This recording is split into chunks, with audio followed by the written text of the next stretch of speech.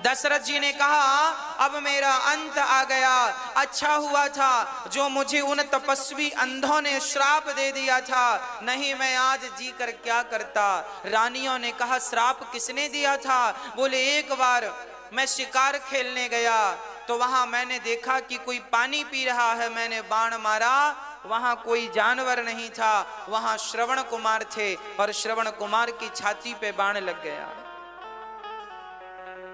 श्रवण कुमार ने कहा मेरे अंधे माता पिता रो रहे हैं, प्यास से तड़प रहे हैं, मैं पानी का घड़ा लेकर गया और जब उनके माता पिता को दिया उन्होंने समझ लिया कि ये मेरा पुत्र नहीं है, कौन हो दुष्ट तुम?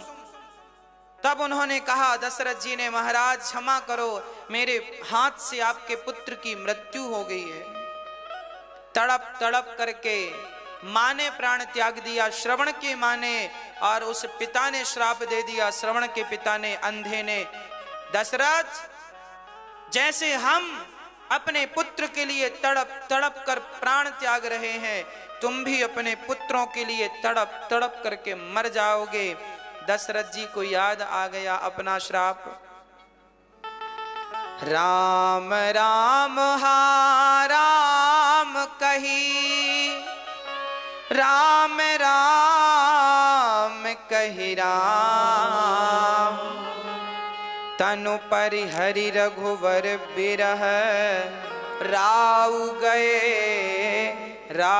गयऊं सुरधाम।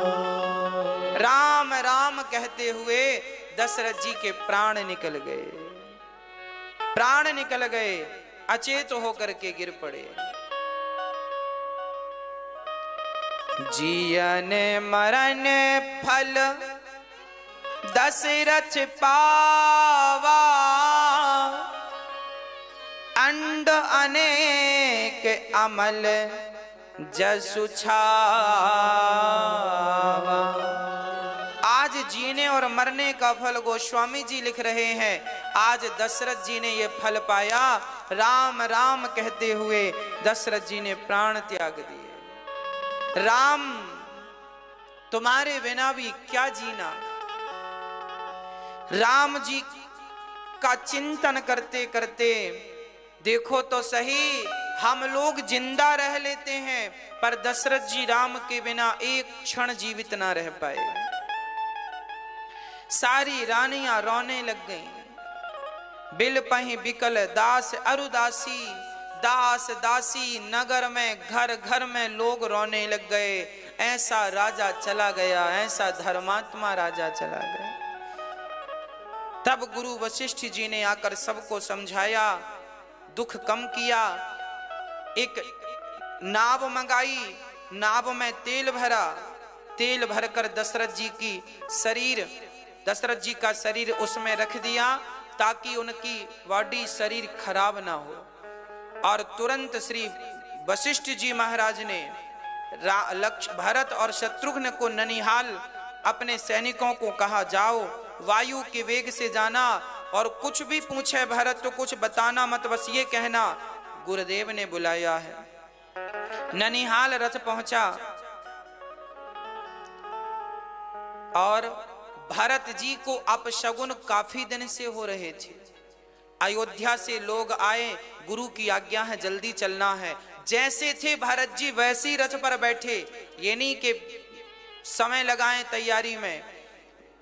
शत्रुघ्न और भरत जी चले, वायु के वेग से रथ अयोध्या आया और जब अयोध्या आया तो सारी अयोध्या वीरान हो चुकी थी।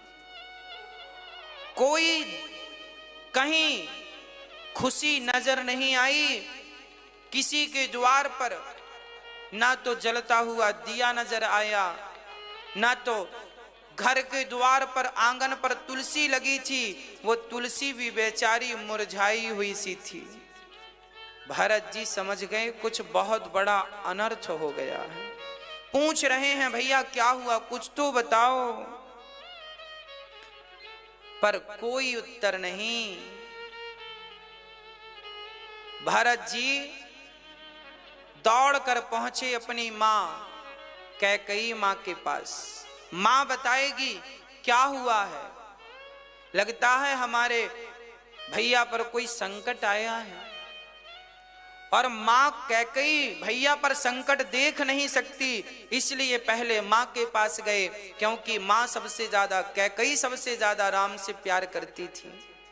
भरत जी चले तो धन्य है ये कैकई मां। पत्थर भी इतना कठोर नहीं होता जितनी कठोर ये कैकई।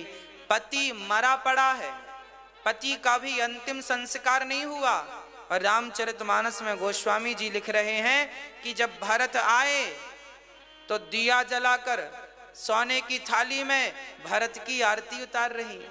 अब सोचो, जिस स्त्री का पति मरा पड़ा हो, अभी अंतिम संस्कार भी ना हुआ हो, वो स्त्री क्या अपने बेटे की आरती उतारेगी? पता नहीं कैकई मां को क्या हो गया है। कैकई हर्षित एहि भांति, मनहु मुदित दब लाई केराती। भरत ने कहा, मां क्या हुआ मां, ये सब शांति क्यों है? तब कैकई ने कहा, बेटा भरत, मैंने कुछ बात संभाली थी, तात बात में सकल सवारी, मैंने सारी बात बना ली। अच्छा, क्या बात बना ली मां आपने? बीच बिगाड़ूं, विधाता ने बिगाड़ा। क्या बिगाड़ दिया विधाता ने? बोले, राऊ तुम्हारे पिता दशरथ जी बीच में ही उनके प्राणांत हो गया। दशरथ जी के मरने की खबर कैकई ऐसे सुना रही है जैसे कोई उत्सव सुना रही हो।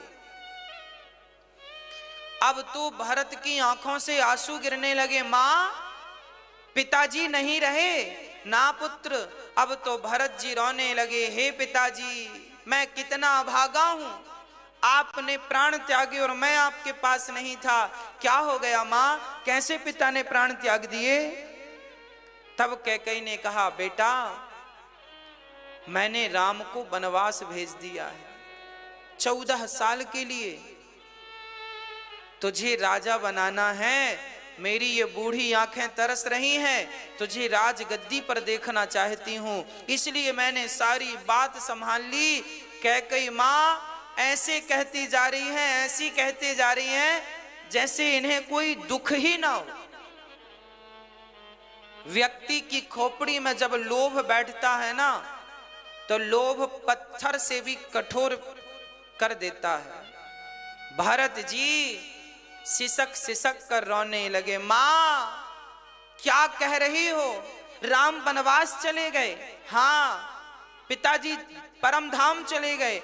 हाँ। अब तो भरत जी रोने लगे। अरे मां कैकई, तेरी जिह्वा पर कीड़े क्यों नहीं पड़ गए जब तूने मेरे राम को वनवास भेज दिया? पिता के मरने का दुख तो भरत जी भूल गए और राम वनवास गए हैं। अब भरत जी कहने लगे, मां कैसी निर्दयी मां है। कोई कहे कि मैं मछलियों के लिए तालाब खाली कर रहा हूं, कोई मछलियों के प्राणों की रक्षा के लिए तालाब खाली कर दे, तो क्या उसे समझदार कहा जाएगा? मां, अरे पानी के बिना जैसे मछली मर जाए